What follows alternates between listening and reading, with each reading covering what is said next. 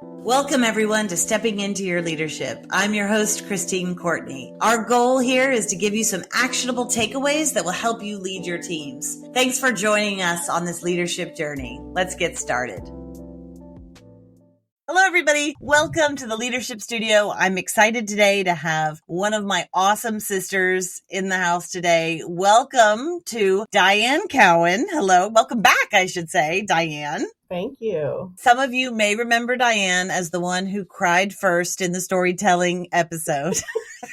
I can't wait to see how long it takes here, Diane. I'm really going to try this time to keep it together. So we'll see what happens. So as a reminder, Diane works for a global, international top, 10 companies in the world, definitely in the top 100 or something. But she's the Global Transit Market Director for the Americas. To which she wrote to me, in parentheses, that means North and South America for the geographically challenged. And I'm sure you meant me. Clear, that is not for you, audience. I know that you understand that. That is for my sister, who is definitely geographically challenged. But geographically challenged. Thank you so much for that, Miss Global Transit Market Director. The reason that I invited you here today is because we're starting a new series on looking at a lot of different assessments that people take in the workplace. And I know you've taken them along your career, and you always call me up afterwards and you're like, guess what I am? And I'm always good at guessing what you are. You actually are. Yeah.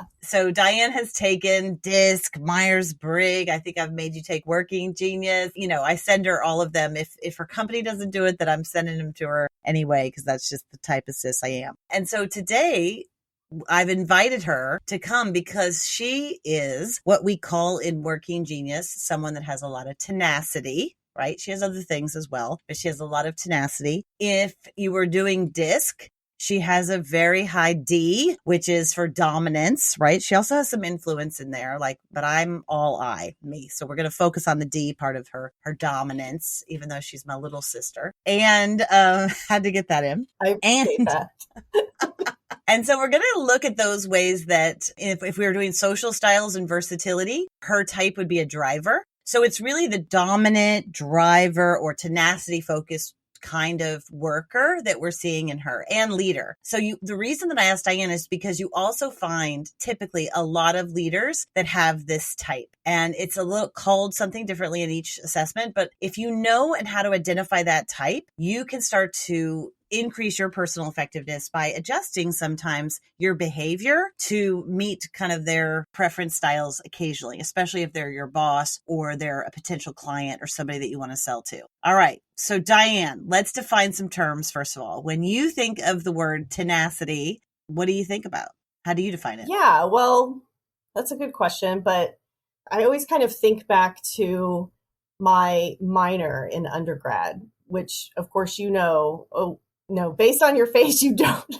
Figures, you don't know, do you? You don't know what I minored in undergrad. No. Okay. Geology, which, that's right. To define that, because she's looking odd again, is really in part the study of rocks, right? And so one of the properties that you assess in the field when you don't have microscopes, spectrograms, et cetera, to identify a rock is the tenacity of its minerals or the components that make up a rock, right? And you do this by using a hammer or a chisel.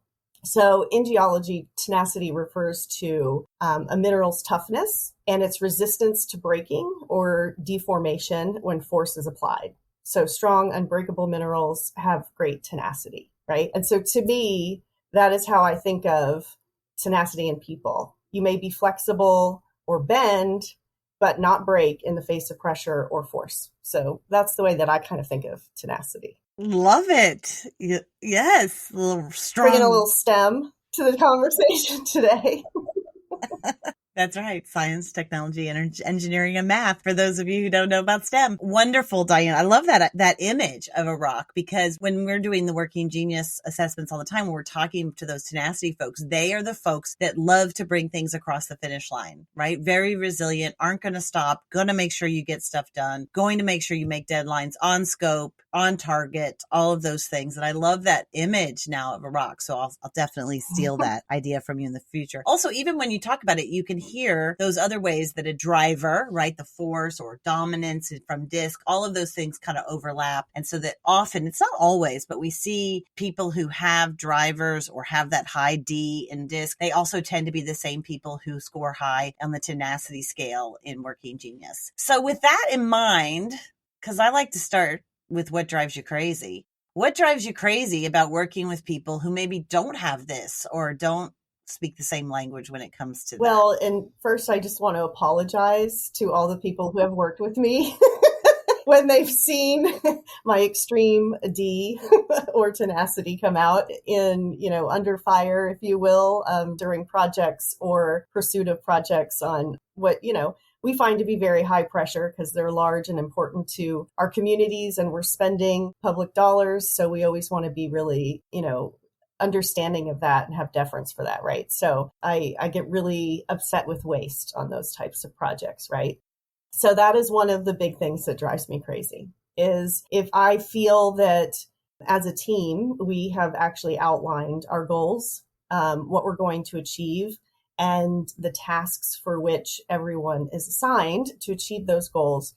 And we have to do it based on time bound, right? So schedules, so that because everyone's interdependent upon each other in these large infrastructure programs and projects. And so if somebody misses a deadline, why they might think it's just a couple of days, it compounds across the program schedule, right? And can be weeks or months or, in a really important element, it could be even a year. And in infrastructure projects, especially with inflation these days, that can cost a lot of money to the public and to our client and to the taxpayers. So not meeting deadlines drives me absolutely crazy when we've all agreed to them very clearly.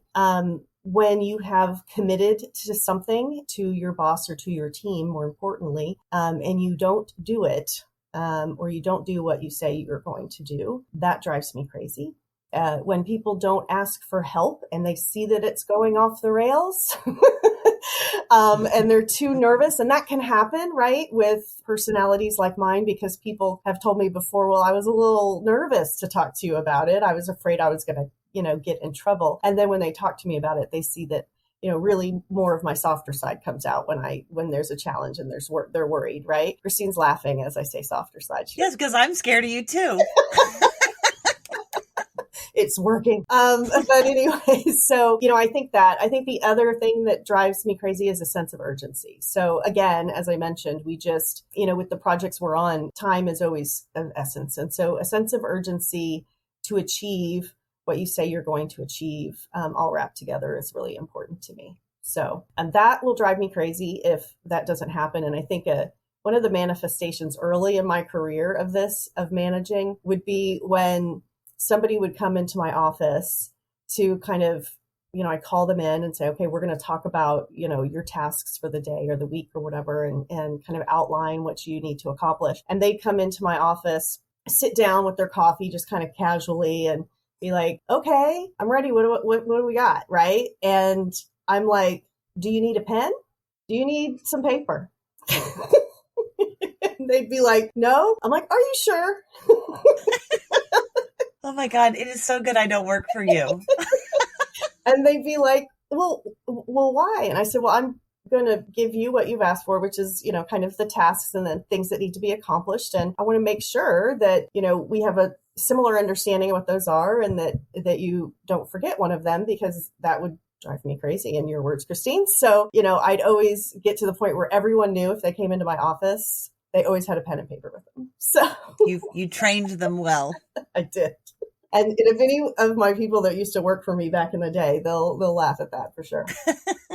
Okay, so that's a great list, because it's like textbook, Diane. Those are like the things that are trained in, like, in dealing with a driver. Now, you work, I guess we can say, because you do care so much about the work that you do, and it's always in service of the bigger good, right? The communities you serve. So Diane works for AECOM, in case you don't remember from the first thing. And so they do have a tremendous responsibility for building important infrastructure. So you do want to take that seriously, right? Whether you're building transit systems or bridges or tunnels or whatever those things are. So Diane, along with what drives you crazy, what are the things, I mean, I guess it's the obvious because it's the opposite, but if you can think of somebody that you work with that when you're working with them, it's just going great because you guys, speak the same language. Can you think of somebody like that, or you don't have to say their name, although I'm sure they'd love it, but like what about it is a great partnership with someone who's a driver? Absolutely. I mean, there's so many people I can think of in my industry, whether they work at AECOM or one of our partner firms that we work with, one of our small business firms that we work with, or even, of course, our clients and agencies that we work with across the globe. Because,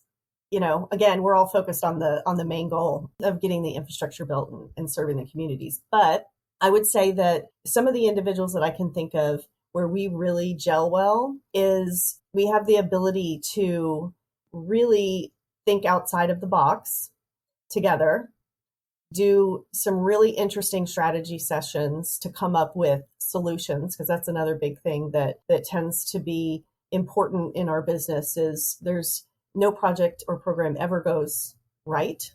There's always something that comes up because they're very complex.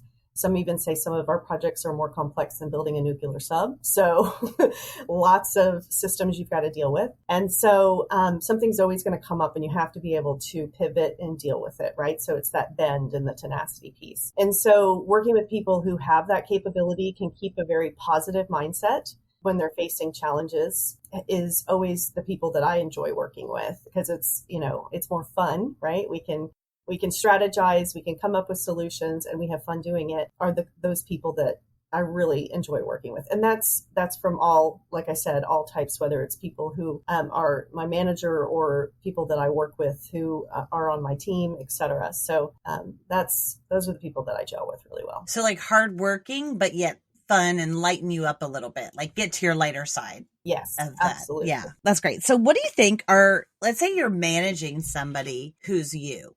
Okay. So imagine like people that have to manage you, God help them. Think of because there's a lot of people out there that maybe aren't like you, but have folks that work for them like you, right? And they're constantly going, well, wait a minute, like what's the most effective way to work with these folks? Because sometimes they go in and try to lighten them up by going into their office and be like, hey, Diane, what's going on? Right? How's the weekend? Whatever it is. I'm cringing as you say that. I know you are. Isn't that horrible? But I am really fun. It's not horrible. It's just good to know so that you don't take it personally. Yeah. I mean, I think that personalities like mine, if they're focused on a particular task at the time, distraction of any type is frustrating, whether it's good distraction that is, what we'll call bad, whatever that means. But they're both going to be annoying to the individual if they're trying to be on schedule and on task, right? So I think that's one thing to keep in mind is, what I've appreciated in previous managers is them kind of reaching out to me and saying, do you have contact me when you have 5 minutes today so that we can sit down and talk about X, Y, and Z. Then I know what we're going to talk about. So I'm not going into, oh my gosh, what did they need to talk to me? Is something wrong, right? Mode. And also it allows me to kind of finish what I'm doing and get back to them when when it works for me to take care of the tasks that I'm under. So usually a lot of times I'll stop the task that I'm in the middle of and contact them immediately, because I also have that part of me where I like that sense of urgency. When I reach out to someone that I manage, I want to hear back from them relatively soon. So that's a hint if you work for a boss that's like me. Don't think that just, contacting them and 3 hours later is going to be okay. Even if you can't talk to them, just send them a message saying, hey, I got your text or I got your email. I'm in the middle of something, but I'll call you right after, or whatever it might be. Right. So that's something that I think when you're managing someone, or even they're working with you as a manager, is important. I also think I always want to have a lot of runway. So in other words, help clear things from my path. That is one of the things that I appreciate most in a manager is if I work at a really large firm, we have some red tape. I don't think AECOM leadership would complain about me saying that. They probably would laugh at this. And so oftentimes what a lot of my managers will do will help clear the red tape for me, right? So that I can move forward with what I'm focused on, right? The goal that I'm looking at and trying to achieve for the company, knowing that I'm trying to achieve it for the health of the company or for the project or program I'm working on. So I think that's another thing is as you manage people that have this type of personality, help them achieve their goals by removing any blocks to that.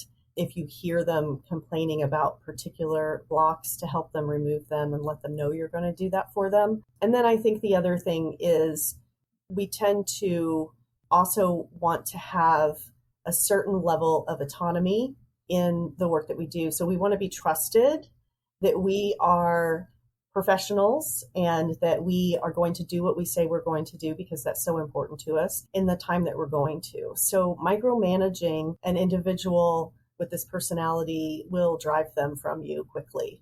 So, yeah.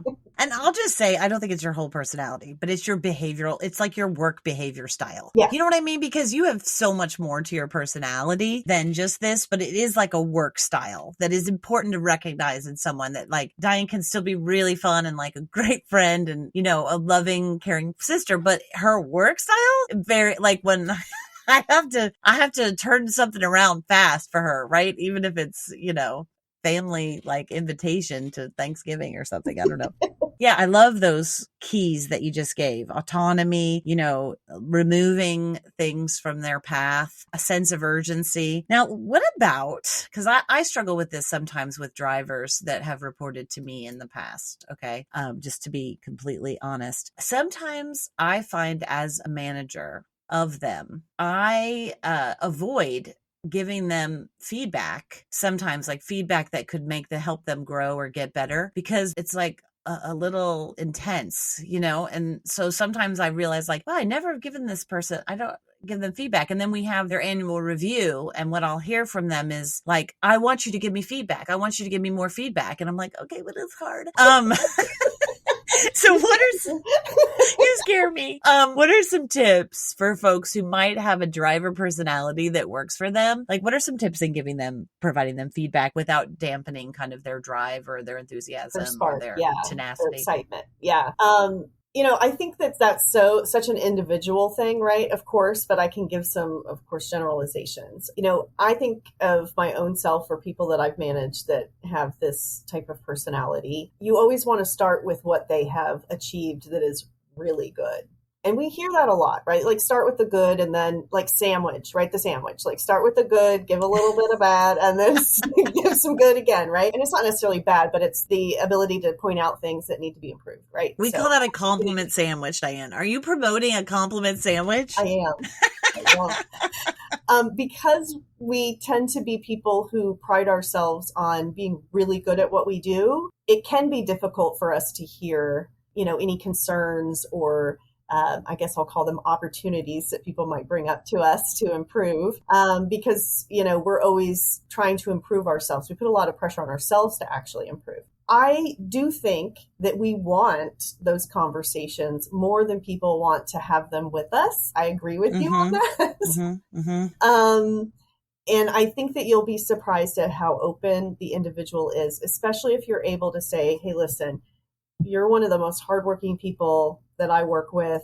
I appreciate so much what you do for us, you know, and give an example of that. And then, you know, kind of jump into there is an area of opportunity that I think we should talk about and see how we can work together to, you know, bring you to the next level of leadership. You know, I think that's one of the things that I've heard from, you know, previous bosses for me. They know that I had been interested in an executive level position. And so being able to approach me from my goal perspective as well is important, right? And say, we know that you're really interested in an executive level position. So let's talk about some executive behaviors that we're looking for at the firm or in this particular position in the future, right? So that it kind of has me immediately switch to goal, Diane, right?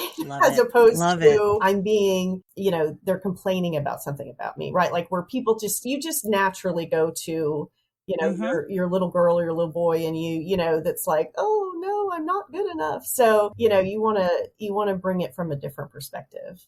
So I love that. I love the idea of, because people who have a lot of tenacity or drivers or a lot of dominance, they're so goal oriented that use those goals as a way to give feedback. I don't know that I would have been able to identify it that clearly. So I love that. That's great. I'm going to use that idea from now on, which means you got to know what their goals are. yes. Right? That's key. Absolutely.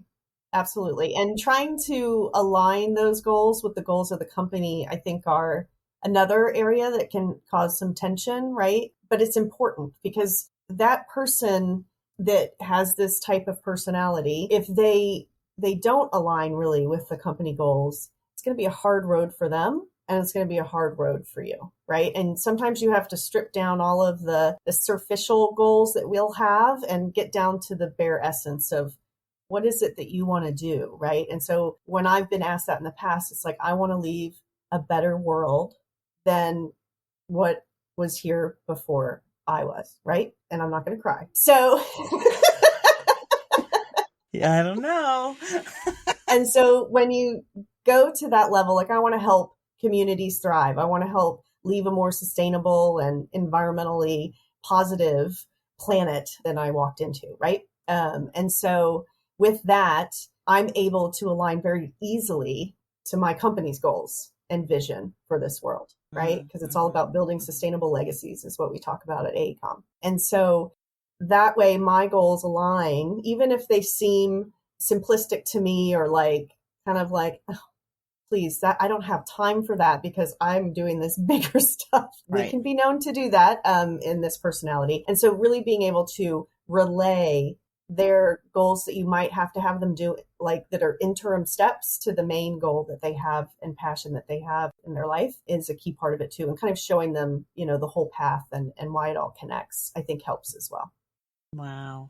Yeah, that's great. All right. So let's think about communication, right? Like a communication style, because there are certain things that people appreciate with tenacity. For instance, you did it naturally when you first started. I always say that they tend to talk in bullet form, right? They always tend to know when they're about to say something. You can see their brain go, okay, these are going to be my top 3 points. And then they kind of get to them, whether they actually physically do that with their hands or they're do it with a staccato way of like, next point, next point, next point, However, what are some effective ways to communicate with somebody who's a driver? Let's say you're trying to sell them something. So think about people that you're interviewing to work with you or whatever. What are things that are pluses and maybe what are some things that are minuses?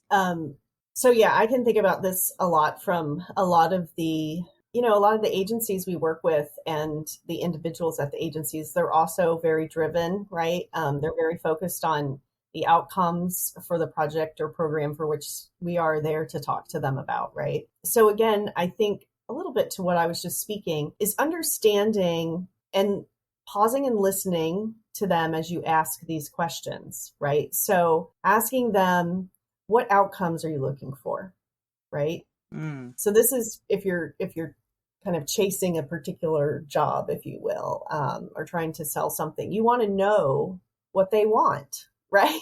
So, and this could be for somebody that you're interviewing with as well. Like you can say, what type of person, or what attributes in an individual are you looking for, right? So that you can gather the information you need to understand to be able to answer the questions that come forward next. And to the opposite side of that, especially when it comes to these large infrastructure projects, I like to ask the question, which is pretty common in our industry, of saying, what keeps you up at night? What makes you worried? What is the thing or things that you really need assistance with? And asking the question in the sense of what keeps you up at night kind of takes it out of them saying they can't do it themselves, because they're often like me, right? And so that's a way to kind of make it not about them, but make it about, the bigger picture. So those are a couple of the things that I would do so that I could at least understand how to communicate to them about the value that AECOM or the team that we're bringing forward can bring to them, right? So that I'm able to take the point that they brought up about, maybe their biggest fear is not meeting the schedule or having a significant cost overrun. Or maybe it's how do we clear the utilities before you got to come in and put in a rail line? Because that takes a long time. And there's a lot of things we don't know that are under the ground, right? And so we hear some of the same things over and over, but it's important to know so that we can then, as we answer, how are we going to approach something with innovation or, with new technology tools, AI, whatever it might be, while those things are cool, you have to tie it to what they care about, what they're nervous about, or what they see are really the outcomes that they want. Right. Goals, outcomes, target, get across the finish line, anything that's going to be an impediment to that. Right. I love it. KPIs. Keep KPIs. Yes. Love it. Also, I think, if I was to take some of the things you said earlier, it would be like, if I'm trying to court you as a client, or I better get back to you quickly, right? If you ask me a question. Oh yeah. That goes with, to me, it goes without saying, but not always, right? So that's one of the things that drives me totally nuts. When I go as an executive of our company, I'll go to a CEO of a transit agency or some leadership and say, I'm here to just hear, how's AECOM doing for you, right? Or, just check in on how we're doing and make sure that we're responding to them appropriately, that we're serving them the way they should be served. And when I hear, oh, well, I've reached out to so-and-so twice and I haven't heard back, and I know it's like a client that's really important to us, right? Or any client really, then that really stresses me out because the best thing you can do and the best way that you can move up in your job, the best way that you can get the next job if you're trying to sell to a particular entity, is to do a good job on what you currently are doing for them, right? And to do a good job often means a sense of urgency, completing on time, doing what you said you would. If there's an issue, raise it sooner rather than later, make them aware, and have a solution that you can offer. And communicate about it. Like when there's a problem, communication is key. That's the biggest thing I hear from clients is, there was a communication breakdown, right? So communication is the biggest thing. Yeah. When you said that, I could think of like 4 people that I need to respond to before the end of the day. But after I get off this, all I'm going to want to do is close my computer and go have a glass of wine, right? But it's like, I gotta respond. All right. Even if it's just to let them know, hey, I'll get back to you on Monday. Just that's all I ask. Okay. So what do we do when, a lot of times we teach this framework. And if you guys if you haven't heard me talk about it before, it's called the situational leadership model. And we've done some episodes on it, but there's this whole idea of like, you take somebody as an enthusiastic beginner, right? And with that kind of person, you just need to try to help get them up to speed on their job. And you're kind of directing. Your leadership style is to be a director, not to worry about supporting them in their emotional state too much, because they're enthusiastic when they start, right? Or if they get a promotion, they're enthusiastic about the opportunity. And then, so I think with a driver, that's even clearer, like with someone who has a lot of tenacity or a lot of drive or a lot of dominance, if they're an enthusiastic beginner, I think what I'm hearing from you is it's the same thing, is that you want to give them all the tools that they need to do to be good at their job so that they can have autonomy, which is what they want. That's what I'm hearing from you, right? Okay. So then just to put a point on it, I think it's also giving them the agency to do it. Like telling them, you have, my trust to do this, as opposed to, because when someone is first starting a job and they're maybe, newer career, they're a little nervous about kind of stepping out on the edge, even if they have a lot of tenacity. They want to, but they want to make sure that they can, that they're allowed to. So I think just making sure, if you're working with a newer career person, I think that's important. And then in the situational framework, the next stage that people tend to go in, no matter who they are, is this idea of disillusioned learner. Okay. So somebody who then when they go, oh my God, this is so much harder than I thought. Even if you're a person who is like a goal achiever, right? So with somebody who has a lot of tenacity and so forth, sometimes we don't see it as quickly when we're managing them. But what do you do with somebody to support them and tell them, like, without stepping on their toes, that to kind of motivate them? Because you kind of have to step in and bolster them a little bit there. Anything that is helpful when you start going, oh my God, this is, because you work on big projects and that people come in feeling really confident, and then they can be like, whoa, I don't know that I can keep up with all of this, or this is a huge project, or whatever it is, when they get overwhelmed. What do you say to kind of cut through that overwhelmedness? Right. It's a really good question. And it's actually a really important one because oftentimes, like you said, some people will be so focused on the goal that they won't pause or a manager won't kind of look and see, oh, okay, this person is struggling. Right? And sometimes the individual won't raise their hand that they're struggling until it's too late. Right. And, that's something early in my career I learned just because mistakes ended up compounding. Right. And so I think that first, if the person does come to you and says, I'm really having a hard time. I know where we're going. I'm just not sure the mechanics of how to get there. What should I do? My response to them is, can you go take some time, right? Just an hour, brainstorm either by yourself or with a couple of people that you trust in the business on what are some things that you guys could do to get to the answer. And then come back to me with just a couple of ideas, no matter how crazy or how out of the box you think they are, just come back with a couple of ideas, right? And typically when you do that, they see that it's okay to be wrong. In that particular instance, you've given them the agency to be wrong, right? But it also gets them out of the I can't do this, I'm frozen moment, and gets them back into what they're really good at, which is trying to achieve a goal, right? So now the goal, instead of being the overwhelming goal, is now a goal of like a brainstorm. That's the goal. Yike.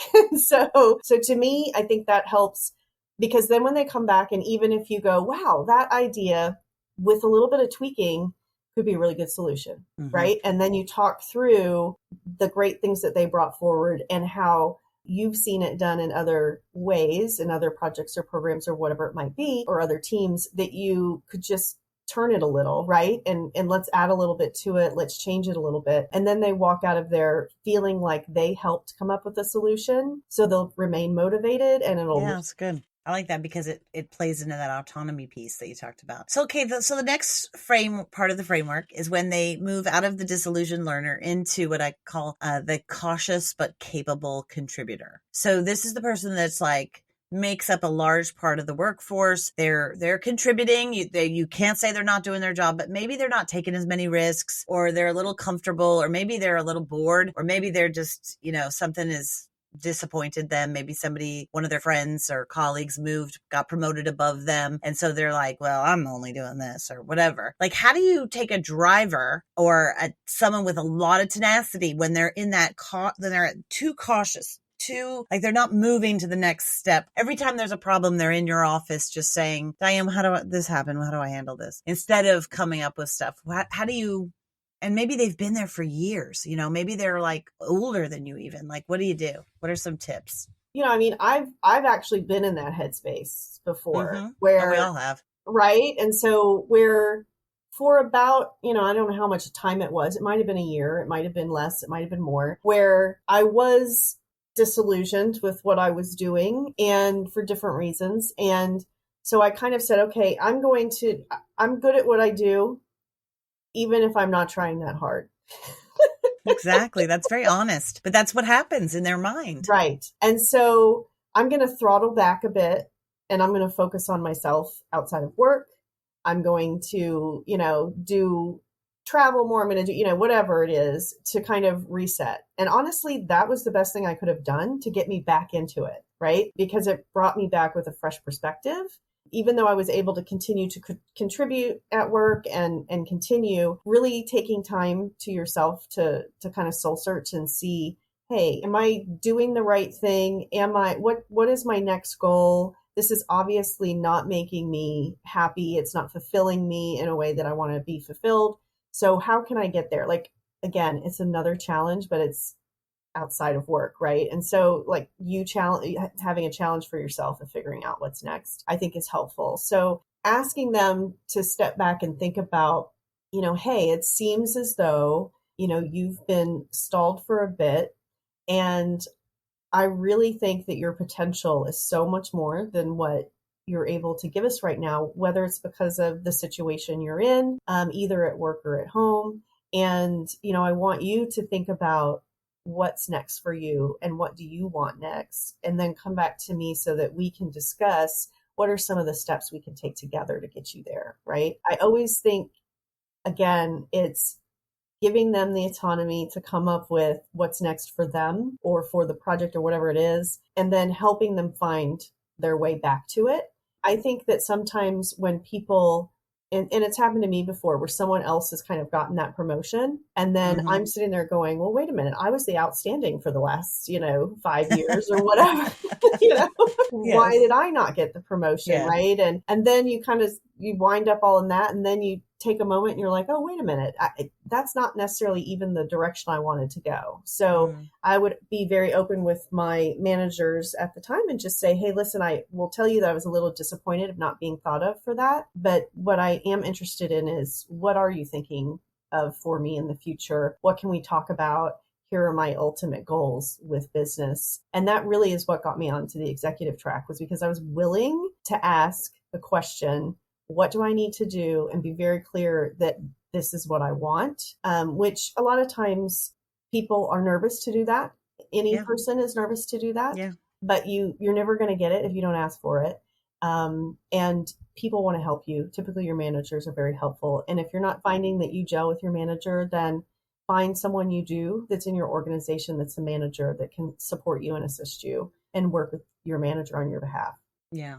I love it, because it's true. Sometimes we just don't have the guts, or we're stuck, and that really is the time to ask questions of them, better questions, ask better questions of yourself, get some space around those questions. I love it. And then the last part of the framework is the self-reliant achiever. And who doesn't want those folks in your organization? I feel like people with the high D, or people who have a lot of tenacity, want that space anyway, Absolutely. And so I think that's easy, where you're just knowing, like, I'm giving them autonomy, I'm getting back to them with a sense of urgency and so forth. And then it's time to promote them, because they are not the kind of people who are going to stick around with forever without opportunities to grow and have a bigger target to hit. Absolutely. Right. And so then they go back into being an enthusiastic learner with that new job. I love it, Diane. I love it. Thank you. Once again, you never leave me hanging in terms of learning something from you. So I appreciate that. And nice to hear. Thank you. Well, this has been fun. It's been nice to contemplate a little bit about my own personality. And now when someone starts working for you, you can let them listen to this episode. I'm going to. I'm going to be like, I'm just going to bring them into my office, hit play, hand them a pen and a piece of paper.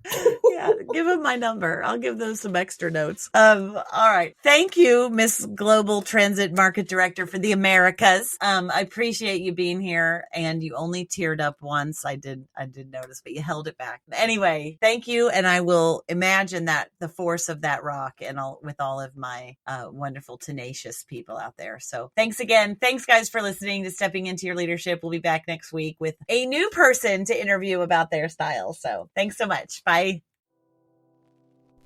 Thanks, everybody, for listening. I'd like to give a special shout out to our podcast producer, Richard Francisco. Check out our notes for any details. And if you get anything out of this, please follow us. And if you enjoy it, please take a moment to rate us or write a comment. It will mean the world to us.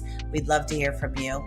And if you just can't get enough, follow me on TikTok and check out tlpnyc.com/podcast for more information.